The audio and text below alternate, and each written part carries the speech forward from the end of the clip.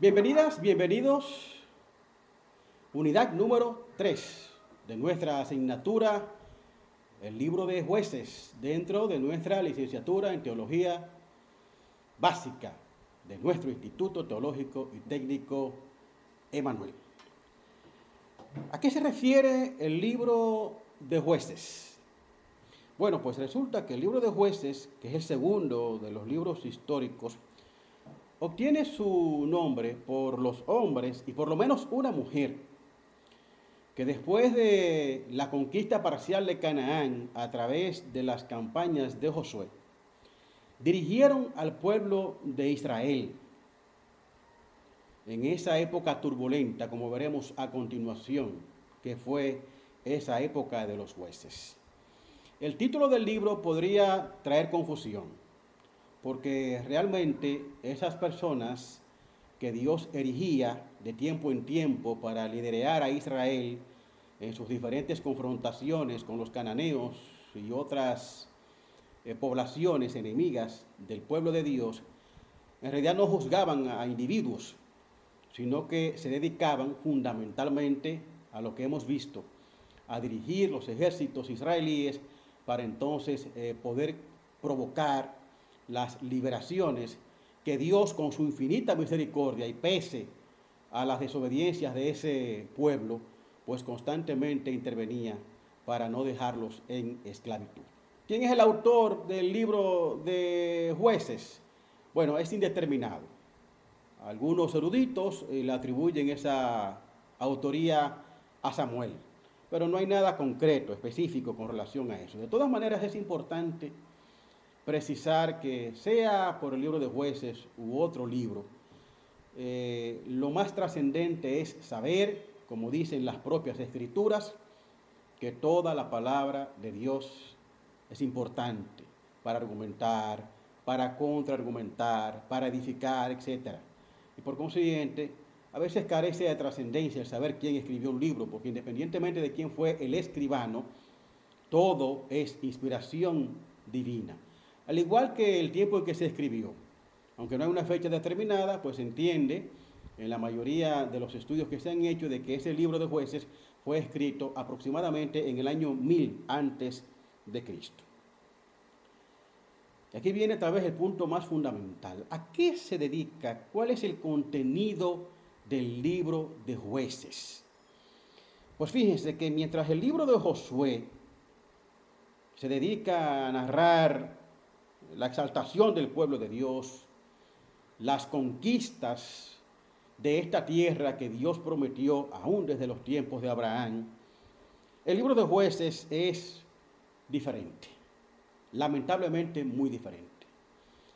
El libro de Josué, el libro de las victorias, de la fidelidad, de la obediencia. El libro de Jueces es el libro donde se narran las apostasías, las caídas constantes del pueblo de Dios, dándole la espalda a su Creador. Y tras cada caída, entonces venían pueblos que los esclavizaban, que los sojuzgaban, ya no solamente en términos espirituales, sino también en términos físicos. Aunque también el libro de Jueces muestra la siempre indefinida misericordia de Dios. Este pueblo cae, este pueblo me traiciona, este pueblo me desobedece, pero cuando claman a mí, yo voy en su auxilio y erijo entonces a un hombre y en un caso específico a una mujer para liberarlo. Y pese a ello, por eso decimos, este libro de Jueces nos deja un sabor agridulce, porque vemos la misericordia de Dios, pero vemos también la frecuente e insistente caída de ese pueblo desobediente de Israel en apostasía. ¿Cuál era la principal causa de este círculo vicioso de caídas, recaídas que se producían en el pueblo de Israel después de la conquista parcial de Canaán? Una desobediencia primaria. Las Sagradas Escrituras, ustedes tienen los versículos ahí, desde un principio establecen que Dios le dio unas instrucciones muy claras al pueblo de Israel que permaneció 40 años en el desierto. cuando lleguen a la tierra de Canaán, tienen que destruir a toda su población. Y mucha gente dice, pero ¿cómo es que un Dios bueno, misericordioso, le da unas instrucciones así a su pueblo? Bueno, porque resulta que esa tierra de Canaán y esos pobladores de Canaán estaban malditos. Era un pueblo de idólatras, era un pueblo en donde no había ningún tipo de respeto. Adoraban a dioses extraños, a dioses lascivos. Entonces era un pueblo contaminado y Dios sabía perfectamente que su pueblo de Israel tenía mucha propensión a dejarse contaminar. Recuerden ustedes lo que pasaba cada vez que Moisés daba la espalda cuando estaban en el desierto. Hubo un momento en específico que Moisés se va a la montaña a hablar con Dios y ellos lo que se dedican es entonces a construir un becerro de oro para adorarlo. Entonces Dios estaba muy consciente de las debilidades de su pueblo, como también está consciente de las debilidades nuestras. Entonces les dijo, no pueden interactuar con los cananeos. Los hombres israelíes no pueden casarse con las mujeres cananeas, tienen que arrasar esa tierra. Sin embargo, eso no fue así. Aún desde los tiempos de Josué se mantuvo una gran cantidad de pobladores cananeos que no fueron exterminados como Dios lo pidió. ¿Qué ocurrió? Ocurrió que como esas personas quedaron ahí y varias de las tribus en las que fue repartida la tierra de Canaán en esa conquista parcial, en vez de dominar a esos cananeos, lo que hicieron fue comenzaron a convivir con ellos. Entonces esa contaminación con esos cananeos provocó que ese pueblo de Israel estuviera constantemente en caídas estrepitosas, en apostasías, en traiciones a su Dios creador, muy a pesar de todos los milagros de los que ellos habían sido testigos. Dicho esto, vamos a proceder entonces a hacer una brevísima descripción de cuáles fueron estos hombres y esta mujer que en cada época se dedicaron a liberar al pueblo de Dios. Yo quiero decirles a ustedes lo siguiente, entiendo que lo he planteado en diferentes unidades. Estos resúmenes que hacemos de cada libro de las Sagradas Escrituras no sustituye en ningún caso la obligación que tienen y que tenemos todos de leer la Biblia completa.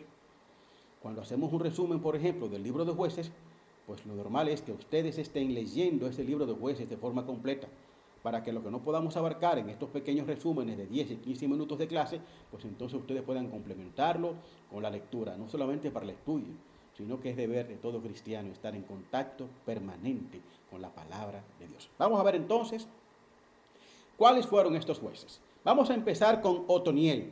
A Otoniel lo podemos encontrar en Jueces 3, versículos del 7 al 11. Quiero precisarles esto antes de continuar con esta descripción. Fíjense que hubo muchos de estos jueces en que la Biblia se explaya, mejor dicho, hablando ampliamente de ellos, y en otros, o de otros, apenas un versículo. Es posible que si usted ve los nombres de estas personas, aquel a quien la Biblia le dedica un versículo solamente, sea un personaje importante en la historia secular.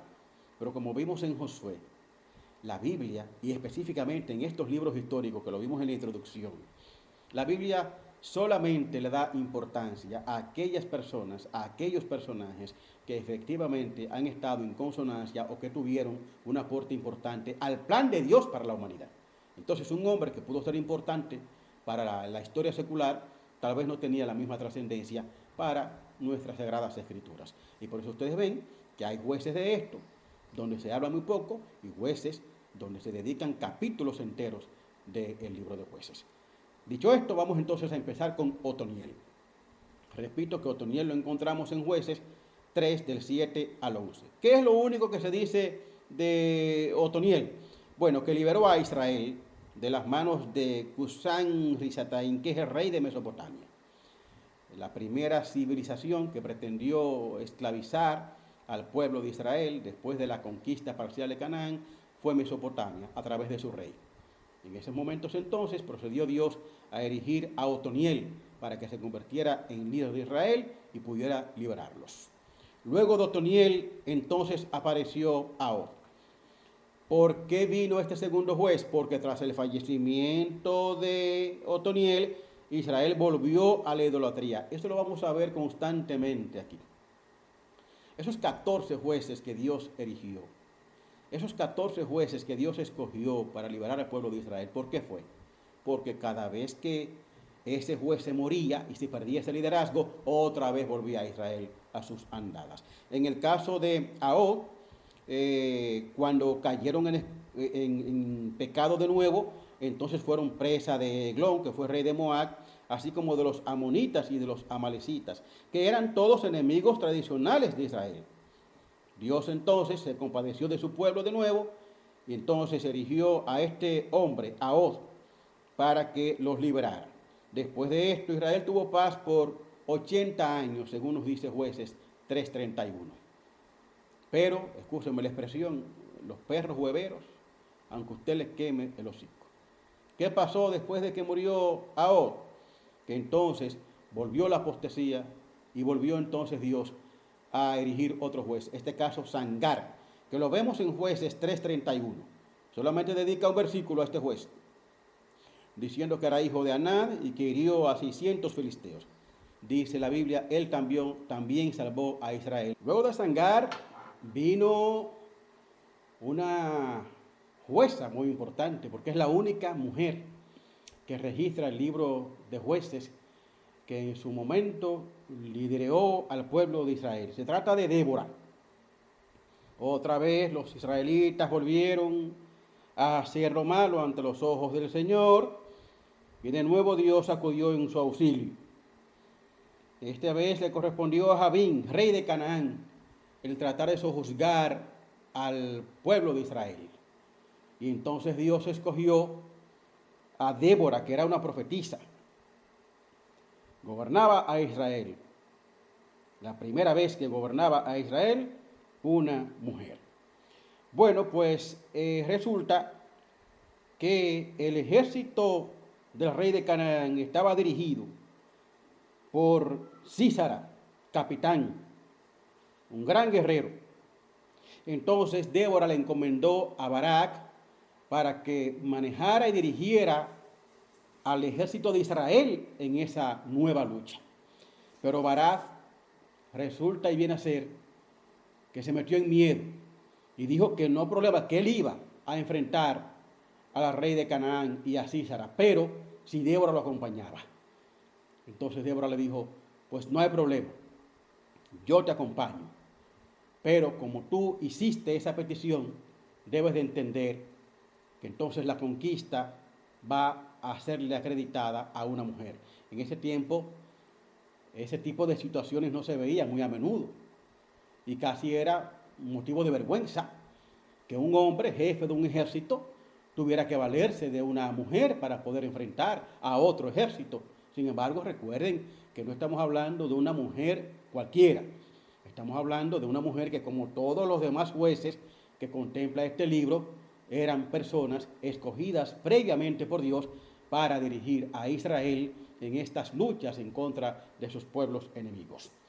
Luego de Débora y Barak, le correspondió a Gedeón. Esto lo vemos en Jueces 6, versículos del 1 al 40, y 7, versículos del 1 al 25, y 8, versículos del 1 al 32. ¿Recuerda lo que les dije? Fíjense que en este caso, en el caso de Gedeón, la Biblia dedica prácticamente 3 capítulos del libro de Jueces a describir la situación de Gedeón. Otra vez el pueblo de Israel cayó en idolatría y de nuevo Dios levantó un hombre para que los liberara. Esta vez fueron los madianitas los que acosaron a los israelitas.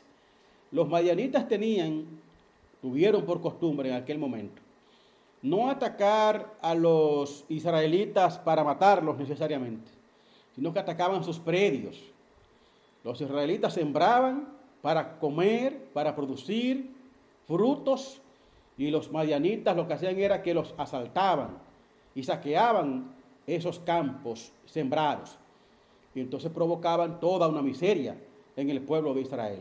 Bueno, pues producto de esa confrontación, después de 7 años de ese tormento debido a las transgresiones israelíes, entonces Dios escogió a Gedeón, hijo de Joás. Fíjense qué interesante este pasaje de la Biblia con relación a Gedeón. El ejército de Israel tenía la posibilidad de reunir a 22,000 hombres, 22,000 guerreros. Sin embargo, Dios, que aparte de ser infinito en su misericordia, también es infinito en su inteligencia, dijo: no, si este ejército de 22,000 hombres le gana a los madianitas, van ellos a pensar que fue por la cantidad de hombres. ¿Y saben a dónde llegó ese número de 22,000 guerreros? Solamente a 300. Los llamados 300 valientes. Con esos 300 valientes que vemos en Jueces 7, con ese reducido ejército, pero de la mano de Dios, Gedeón venció a los madianitas, produciéndose otra liberación del pueblo de Israel, que vivió en reposo. Esta vez la tranquilidad fue de 40 años, según lo vemos en Jueces 7, 28. Pero pese a esta victoria, eso es un elemento importante también, Gedeón se negó a declararse rey de Israel, que fue lo que estaban pidiendo los israelitas en este caso. Luego entonces de Gedeón volvió el pueblo de Israel a caer en apostasía, y otra vez Dios erigió a otro hombre, esta vez a Abimelec, hijo de Gedeón, para que los liberara. En este caso, ¿de quién? De otro pueblo que era enemigo de los israelíes. Entonces Abimelec procedió entonces a liderar a este pueblo de Israel y otra vez a liberarlo. Pero fíjense ustedes que en la historia de Abimelec, que lo vemos en Jueces 9, 1:57, la palabra de Dios se encarga de precisar que este hijo de Gedeón no era como su padre. Este era un hombre ambicioso que quiso convertirse prácticamente en rey de Israel y en sojuzgar a su propio pueblo después de que ganó las batallas que se les encomendaron para enfrentar a los enemigos de Israel. Entonces murió de una manera indigna. Bueno, Abimelec fue tan bárbaro que para tratar de diligenciarse su entronización, mandó a matar a sus 70 hermanos. A matarlos sencillamente. Era algo regular en aquella época.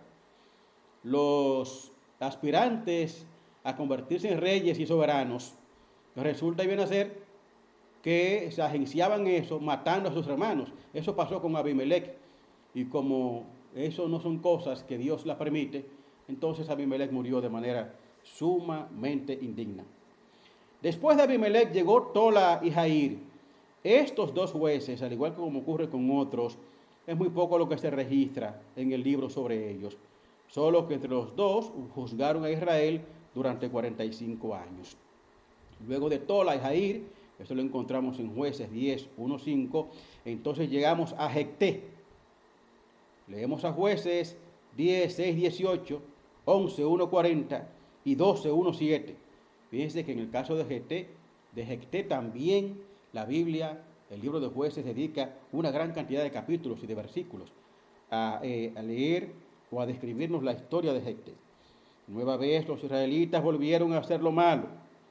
Regresaron a la práctica de adorar dioses paganos y cayeron en manos de los amonitas y de los filisteos. 18 años estuvieron los israelitas bajo este asedio. Fíjense ustedes que cada vez que se producían estas transgresiones, estas desobediencias, estas apostasías, eran muchos los años que duraban los israelitas bajo esclavitud, hasta que Dios se compadecía nueva vez de ellos en ese sentido. Bueno, pues en este caso le correspondió a Jecté, que fue juez de Israel por 6 años.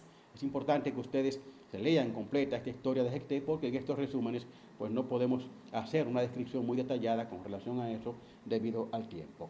Luego de Jecté están Icsán, Elón y Agdón, 3 jueces, pero que no tuvieron gran importancia en el plan de Dios para su pueblo. Por eso, a esos 3 apenas le dedica el libro de Jueces 7 versículos, específicamente en Jueces 12, versículos del 8 al 15.